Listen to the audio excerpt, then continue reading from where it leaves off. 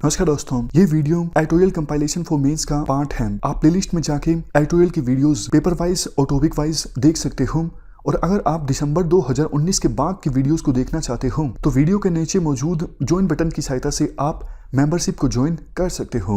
चलिए discussion start करते हैं। आप जीएस पेपर 3 के इस टॉपिक से आर्टिकल को रिलेट कर सकते हो।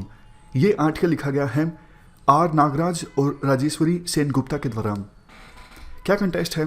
कंटेस्ट देखो ये है, सीएसओ का कहना है आने वाले कुछ महीनों में अभी जीडीपी को कैलकुलेट करने का जो बेस ईयर है वो है 2011-12, ये रिप्लेस होके हो जाएगा 2017-18। जीडीपी का मतलब क्या है? जीडीपी का मतलब देखो ये है कि एक टेरिटरी में एक निश्चित पीरियड में कितने गुड्स एंड सर्विसेज प्रोड्यूस हुई हैं उनका सम। टेरिटरी इंडिया है और पर्टिकुलर पीरियड जिसे आमतौर पर एक साल लिया जाता है, तो एक साल में इंडिया में गुड्स एंड सर्विसेज जो प्रोड्यूस हुई हैं उनका वैल्यू एडिशन, इसे आप कहोगे जीडीपी। अभी जीडीपी को कैलकुलेट करने के लिए बेस ईयर कितना है? 2011-12। आमतौर पे देखो 7 से लेकर 10 सालों के बीच जो बेस ईयर है उसे चेंज कर दिया जाता है। तो सीएसओ का कहना है कि बेस ईयर जीडीपी को कैलकुलेट करने के लिए आने वाले कुछ महीनों में हो जाएगा 2017-18। फायदा देखो इसका ये होगा क्योंकि आपको पता है 2016 में डीमोनेटाइजेशन आया, उसके बाद जीएसटी इंप्लीमेंट हुआ, तो इन सब चीज़ों के कारण हमारी जो इकोनॉमिक ग्रोथ रेट है वो काफ़ी ज़्यादा श्रिंक हुई।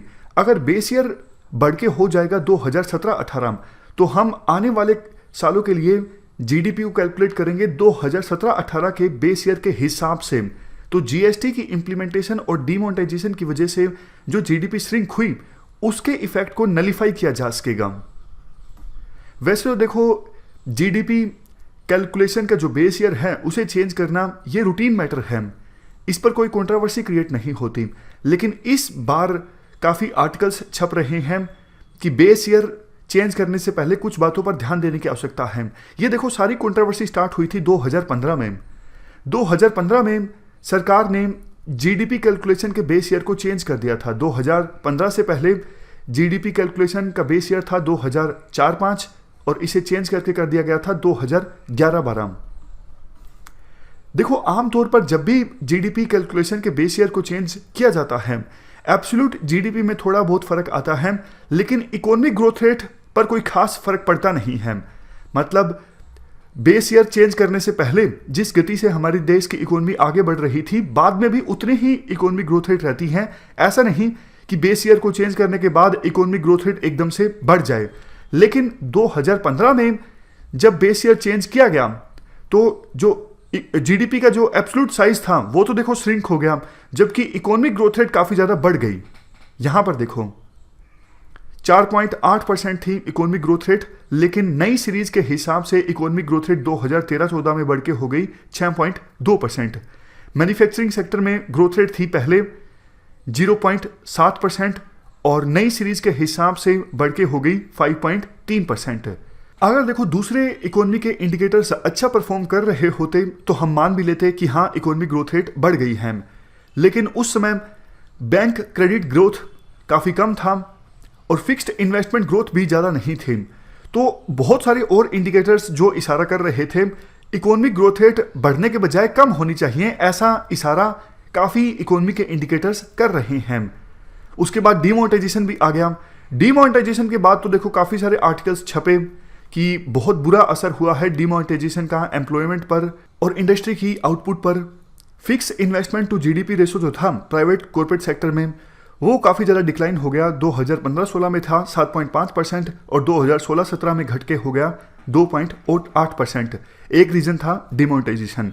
लेकिन इन सब चीज़ों के बावजूद जब ऑफिशियल जीडीपी डेटा रिलीज हुआ 2016-17 के लिए तो उसमें उसके अनुसार हमारे देश की इकोनॉमिक ग्रोथ रेट रही 8.2%।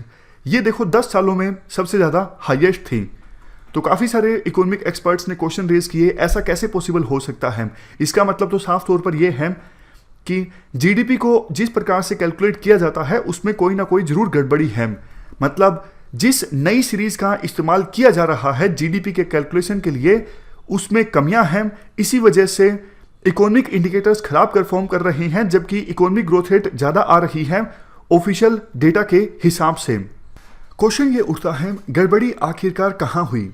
इसका आंसर आर्टिकल में दिया जाता है। देखो 2015 में सीएसओ ने क्या किया, पहली बार विभिन्न कंपनीज के द्वारा जो फाइनेंशियल रिजल्ट्स की रिपोर्ट फाइल की जाती है मिनिस्ट्री ऑफ कॉर्पोरेट अफेयर्स को, उसको आधार बनाना स्टार्ट कर दिया जीडीपी की कैलकुलेशन के लिए। देखो जो प्राइवेट कॉर्पोरेट सेक्टर है वो हमारे देश की जीडीपी में ऑलमोस्ट 33% कंट्रीब्यूट करता है, और मैन्युफैक्चरिंग सेक्टर में आधा जो कंट्रीब्यूशन रहता है वो प्राइवेट कॉर्पोरेट सेक्टर का ही रहता है।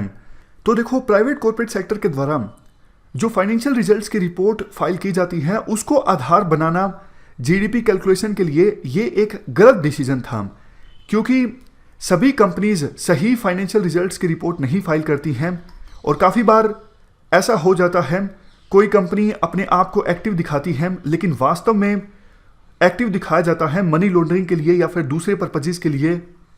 जैसे एक एग्जांपल दिया जाता है, मिनिस्ट्री का डेटाबेस लिस्ट जारी करता है एक्टिव कंपनीज की। मिनिस्ट्री के हिसाब से वो कंपनीज जिन्होंने रेगुलरली पिछले 3 सालों से ऑडिटेड फाइनल रिजल्ट्स को सबमिट किया है मिनिस्ट्री ऑफ कॉर्पोरेट अफेयर्स को, तो वो एक्टिव कंपनीज की लिस्ट में आती हैं। लेकिन जांच करने पर पाया गया कि बहुत सी कंपनीज इस लिस्ट में इनएक्टिव थी। उन्होंने फर्जी डेटा दिया मिनिस्ट्री ऑफ कॉर्पोरेट अफेयर्स को। पिछले साल एनएसएसओ यानी नेशनल सैंपल सर्वे ऑफिस ने मिनिस्ट्री ऑफ कॉर्पोरेट अफेयर्स के डेटा का इस्तेमाल किया, मतलब मिनिस्ट्री ऑफ कॉर्पोरेट अफेयर्स की जो लिस्ट है एक्टिव कंपनीज की, उस लिस्ट का इस्तेमाल किया सर्वे कंडक्ट करने के लिए। लेकिन 42% जिन कंपनीज का चुनाव किया गया था सर्वे के लिए वो तो देखो ट्रेसेबल ही नहीं थी। तो आप सोच के देखिए कि जिस डेटा का इस्तेमाल किया जा रहा है जीडीपी के कैलकुलेशन के लिए उसमें कितनी सारी गड़बड़ियां हैं।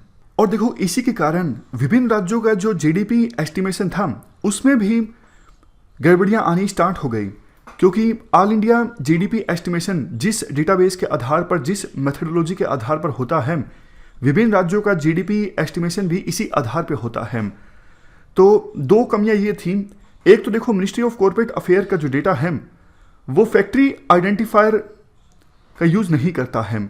मतलब ये देखा जाएगा रिलायंस जियो का हेडक्वार्टर कहाँ पर है, ये नहीं देखा जाएगा कि रिलायंस जियो के जो ऑफिसेज हैं वो कहाँ कहाँ पर सर्विसेज प्रोवाइड कर रहे हैं। उसी प्रकार से कोई शूज़ हैं तो ये देखा जाएगा उस शूज़ कंपनी का हेडक्वार्टर कहाँ पे है, ये नहीं देखा जाएगा शूज़ कंपनी की जो मैन्युफैक्चरिंग यूनिट है वो कौन कौन से स्टेट्स में है।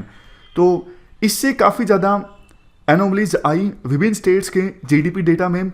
और दूसरा पॉइंट ये पता लगाने के लिए कि इनफॉर्मल सेक्टर ने या फिर अनऑर्गेनाइज सेक्टर ने कितना कंट्रीब्यूट किया किसी स्टेट की जीडीपी में, state specific labour productivity estimate available था ही नहीं 2011-12 की सीरीज में।